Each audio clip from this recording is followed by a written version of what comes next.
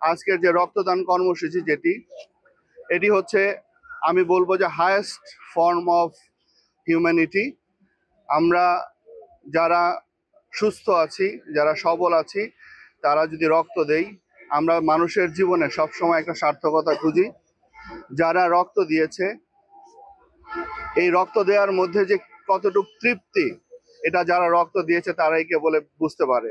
সুতরাং আমরা আপনাদের মাধ্যমে অনুরোধ করতে চাই, আমাদের অনেক পেশেন্ট আছে, অনেক রোগী আছে যারা রক্তের জন্য হাতড়াচ্ছে, কাতরাচ্ছে এবং তাদের অনেক রক্তের প্রয়োজন, অনেকের সামর্থ্য নেই।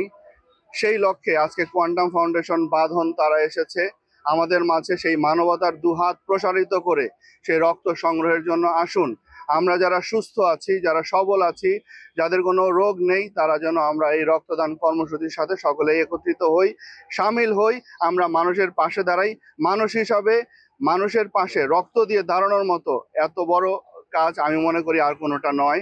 আমরা অনেক সময় মানুষের পাশে দাঁড়াই, কিন্তু যখন আমরা রক্ত দিয়ে পাশে দাঁড়াবো, আমি মনে করি সেই দাঁড়ানোটার মধ্যে অনেক বেশি আন্তরিকতা আছে এবং সেই দাঁড়ানোটার মধ্যে অনেক বেশি সার্থকতা আছে। আমরা আসলে আমাদের সাধারণ মানুষ, যারা অসুস্থ মানুষ, তাদের পাশে আমরা দাঁড়াতে চাই। আর বিশেষ করে এই নারায়ণগঞ্জে আমি যোগদান করার পর থেকেই নারায়ণগঞ্জের মানুষ আমাকে যেভাবে সহায়তা করেছে, আমি আসলে তাদের প্রতি অনেক কৃতজ্ঞ।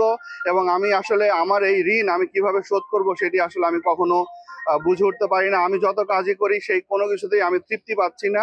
আমার মনে হয় আমার এই শহরের জন্য, এই জেলার জন্য আরো করা উচিত।